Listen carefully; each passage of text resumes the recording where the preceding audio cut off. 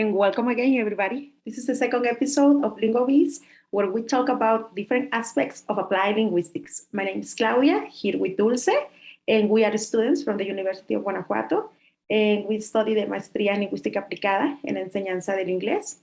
And welcome. Thank you, Claudia. I'm Dulce, and today we will explore applied linguistics beyond English language teaching. In this respect, Lasser Freeman 1990 explains English language teaching with different teaching methods, including content-based instruction, audiolingual and grammar translation methods, among others. We know that there are many other components involved in language teaching, and specifically English.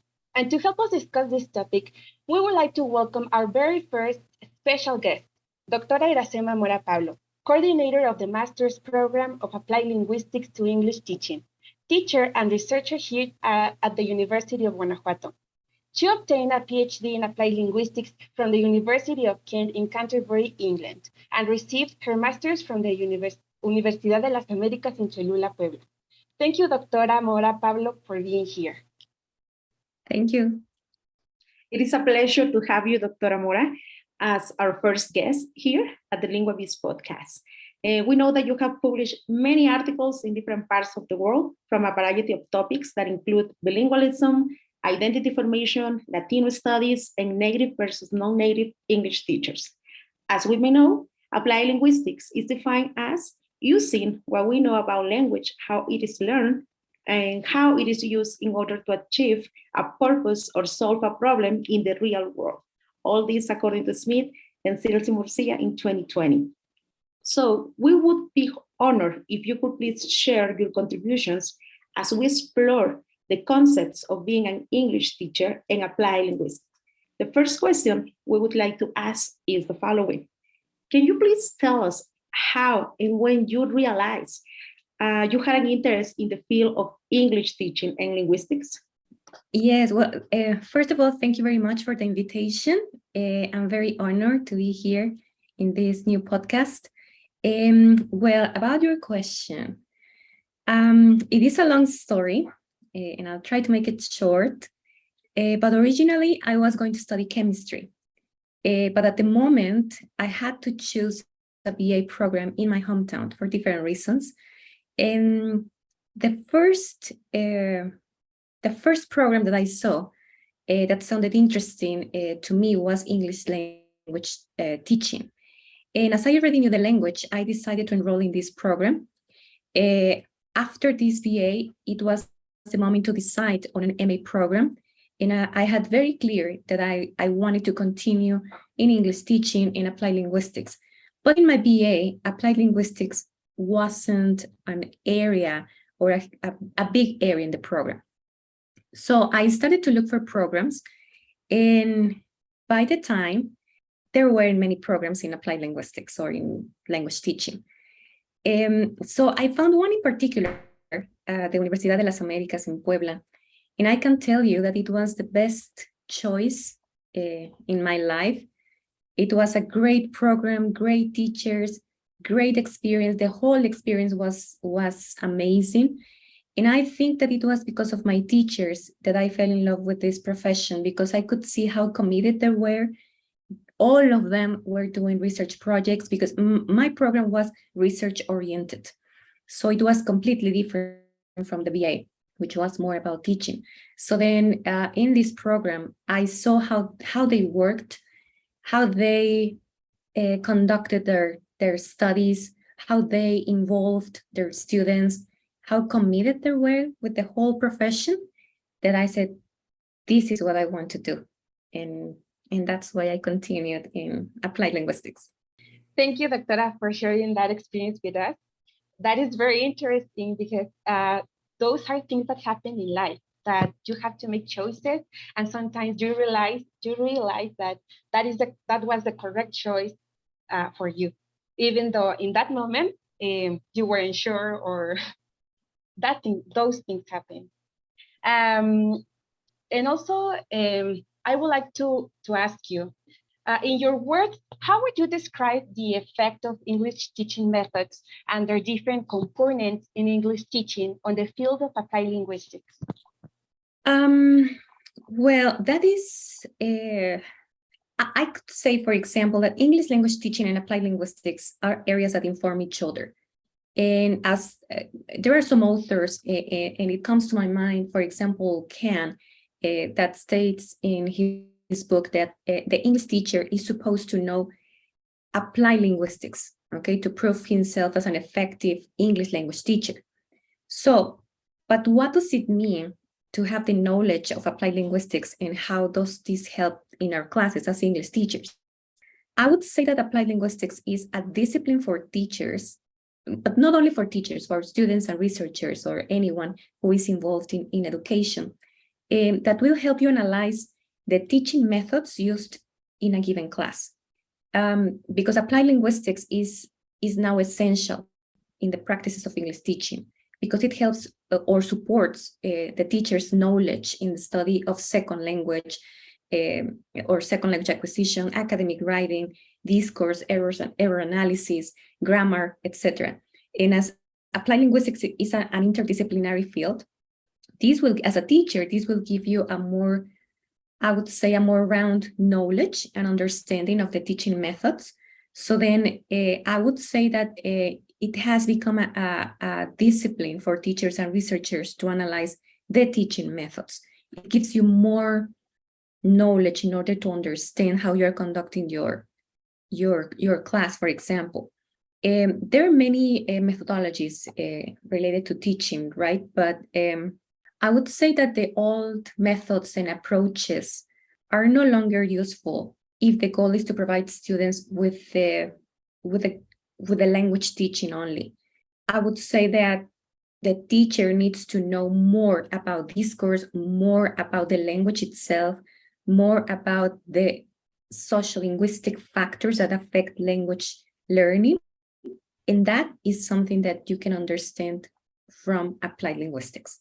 So I would say that applied linguistics is going to help you understand the methodology, but I mean, like in a more integral way.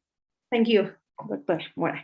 And absolutely, I think that now there is more information and research about applied linguistics. We can take actually advantage of that in order to become better English teachers, right? So now that we have heard some effects of the different components of language teaching, that it has on learning a language and the bigger scope of applied linguistics, we know that you are very knowledgeable on this topic, of course. So what is the actual difference between language teaching and applied linguistics? Well, we must remember that the main focus of applied linguistics is to provide solutions to language-related problems, right? Having said that, I would say that applied linguistics provides the teachers with studies, with theory information to sustain your decisions and to know more about how students acquire the second language or the foreign language, the context where this is happening. It helps you to have a better perception of what is involved in the process of learning a language. But as applied linguistics is a multidisciplinary area that will help us analyze language from different perspectives, this is going to be a central part in teaching. It's not like if it is different or not, but I would say that English teaching, or in this case, the teaching of languages, is part of applied linguistics, because it is only that area that belongs to applied linguistics that is going to give us another way of looking at language, not from a problem-solving perspective, but as a main component of how the human being learns the language. So language teaching is part of these areas that inform and enrich applied linguistics, but I see that they work together. But definitely applied linguistics will give you a different perspective and understanding to approach your teaching.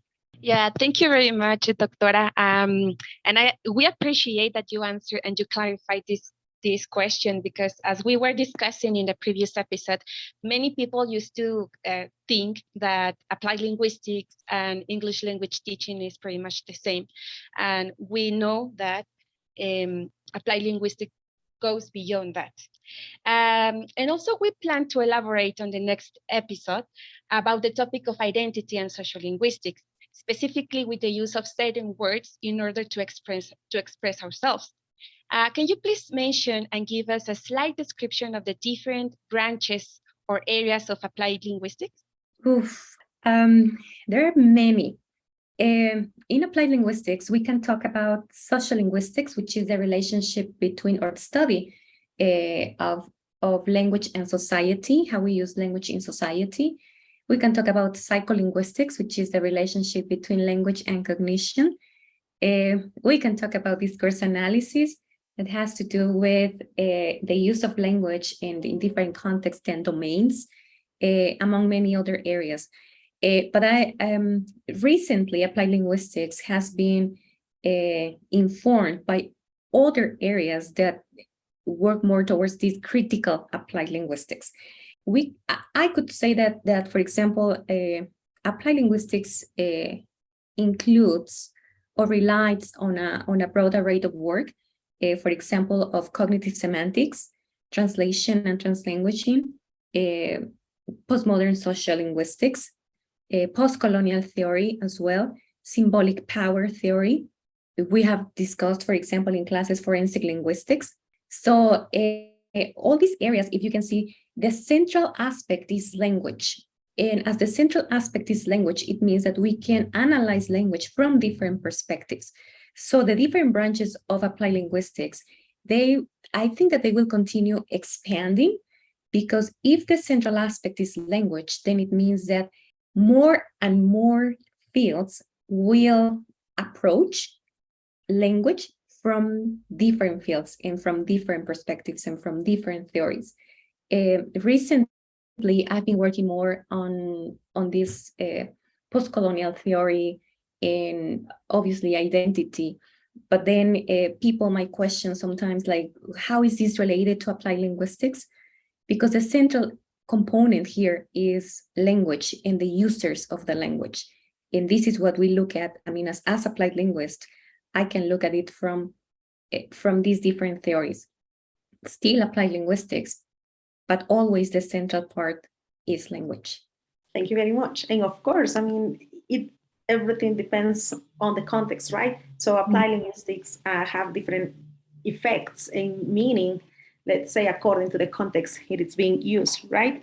And we would also like to talk about your projects in investigation, such as applied linguistics and different cultures. And as I mentioned at the beginning of this episode, within the area of applied linguistics, we know that your studies have focused on bilingualism and identity, as you just mentioned, Latino studies, etc.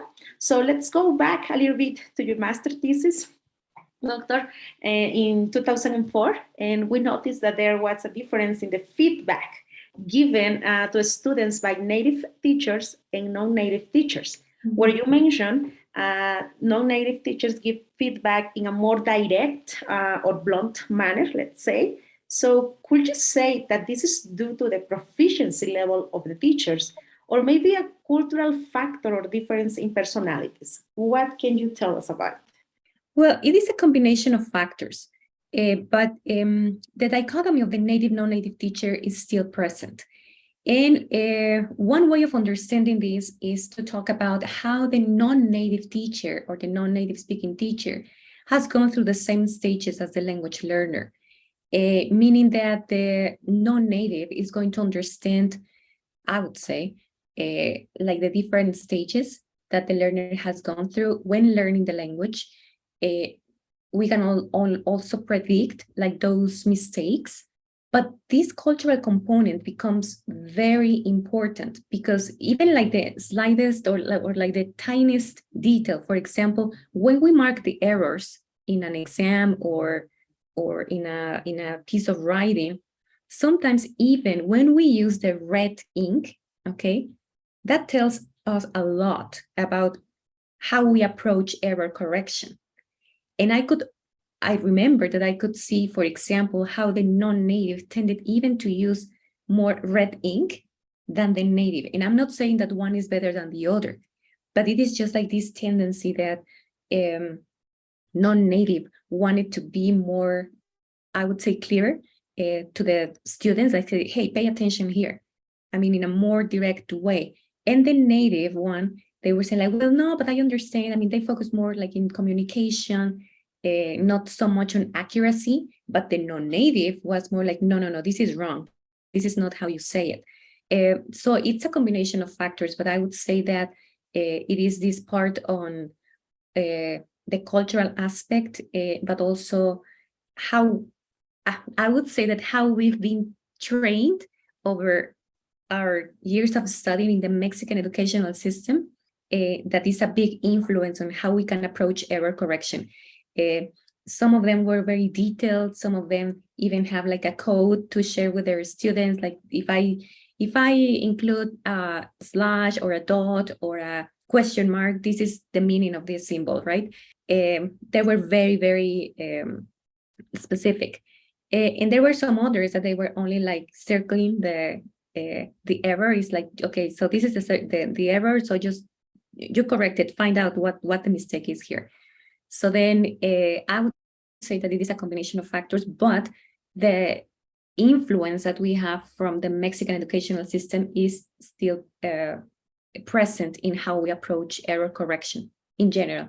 Yeah, thank you very much. And also, I could see this from my experience, that learning the language, I mean, not acquiring the language, but learning it, it gives you like a different perspective of the language.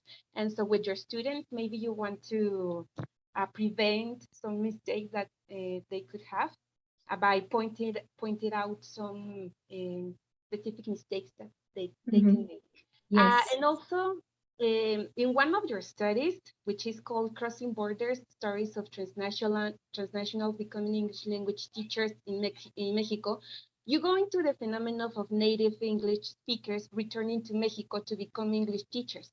A couple quotes we can point out is, for example, güero means fair-skinned, white or blonde. It indicates a high status. And also, I quote, while the US is seen as a powerful country, Mexico is seen as a subordinate country. What can you tell us about transnational descriptions of the overall treatment they have received in the US compared to how they were treated here in Mexico? Whoa, I could spend here like an hour or more talking about that topic, because that's really my passion in research. But I can say that from studies and from the different studies that I have conducted over the last 10 years, I can say that transnationals consider that they have, or that they receive, this discriminatory treatment from their Mexican counterpart. And this is something that we sometimes don't pay attention to, because these transnationals, most of them, and I wouldn't say all of them, but most of them, they were born in Mexico, they were taken to the US, and then they are back in Mexico. There are some others that they come from a Mexican family, but they are born in the US. But for many reasons, they come to Mexico. It's not that they come back, it's just that they come for the first time to Mexico. They look Mexican, they don't sound Mexican, but they don't behave as Mexicans. So it means that they don't meet the expectations that the Mexicans have from them. And that is where we find like this discriminatory treatment, even, for example, when they find these labels as pocho or gringo, or even despective phrases like the cara de nopal, things like those. So then just because they don't speak Spanish, or they speak Spanish with an accent, so then it means that this discriminatory treatment is a big influence on them, on how they find it difficult to adapt to the Mexican community or to the Mexican society in general. In one of the recent publications that I have with a colleague from Georgia State University, we talked about this issue that is called the anti-malinchismo. You know, like all this figure of the Malinche in Mexico and how important it is. And so like sometimes how we see the Malinche as a traitor because she sold herself to the foreigners. And this is something that is an equivalent of what happens to the transnationals or to the returned migrants, because other Mexicans might think or might see them as this Malinche, right? that they betray their country just because they went to another, or because they were trying to find this American dream. And when they come back, it's like, but you're the traitor. I mean, you were there and now you're here. Like, what are you doing here? But if they are there, why are you doing there? So it's like people never happy. So then this discriminatory treatment, I would say that it is one of the main factors that I have found in my studies that transnationals face on a daily basis. With the years, they can settle down, they can adapt, most of them, but at the very beginning, it is very difficult for them for many different reasons: educational, linguistic, different areas that they need to survive, or that they need to learn how to cope with when they are back in Mexico. Thank you. And here I would like to make a very, very personal comment as a transnational here. I'm really glad that there are people like you, like searching about all these topics and all these things, because as we were saying, right, apply linguistics, and what's that? And then we find out that we can't go and dig, deeper and deeper. And there are such topics that actually or those research that make the difference. Because being a transnational and all those things is not easy. And it's not that everybody needs to understand in detail what is happening, but it's good to know that someone out there is just searching about it. And the most important, finding maybe or looking for some solutions or options that we might find useful to become better professionals and better teachers, and just do our best in the best way we can. So Thank you for that. Yeah, what we need to do is this part of public policy, because we have found different situations, but now we need to move on, like we need to move beyond and to move to the public policy and see like how the universities, how the federal government or the local government, they can help these transnationals to adapt or to reinsert themselves in a much better and easier way when they come back. Because what we have so far is not enough, but it is also this other part about society and how they see them. So then now we need to move now to this public policy aspect. Sure, and here is where social linguistics, psycholinguistics, and everything, it starts to make sense actually, and we start like names, right? So thank you. And let's continue here. You have published articles and chapters in Mexico, in the United States, Colombia, Iran, Spain. So can you tell us about your experience in these different parts of the world and how you relate being in these cultures to the topics that you investigated? Yes, it is different in each country, and obviously in the journal, because there are some journals that they are based in a country, but the editorial board is composed by different people from different parts of the world. Interestingly enough, sometimes the hardest one where to publish is in Mexico. And this is because most of my publications are in English, because all what I have studied is in English, and what I do is in English. But when I've tried to publish in Spanish, sometimes it is more difficult to publish something like that in Mexico, because we need to be careful in how to address these issues. I mean, and how we talk about how people see transnationals, for example, and also, interestingly, when we write in Spanish from Mexico, and if the publisher or the editor is from Spain, we still have these differences in which one is better. I mean, which variation is better. And even if I speak Spanish, but my Spanish is from Mexico, then people from other countries, from Spanish-speaking countries, they would say, no, you need to adjust it to this variation. So that is what makes it sometimes difficult. It's not impossible, but it is more difficult. But it is very rewarding to see your work published in different journals from different parts of the world, and also to work in chapters with other colleagues from different countries. I think that I've been very lucky to have these other colleagues and that we can work together looking at the same phenomenon, but from different perspectives. And I think that that is one of the most enriching experiences as an applied linguist. And this is what we've had commented in classes, right? That this networking that you start to construct since you're a student, you need to build up this network so that later on you can work with other people, that they can enrich your perspective with their perspective, but at the same time you can find a way of working together, and then that's when you decide when you want to where you want to publish your work. Yeah, thank you. And as you mentioned, it is very important to consider that social network is a very powerful tool that we have to consider in order to explore more about the area. And to sum things up, we can see that there is a definite difference between English language teaching and applied linguistics. And also we can talk about the elements and techniques used to teach and learn languages more effectively. For example, grammar, communication, culture, etc.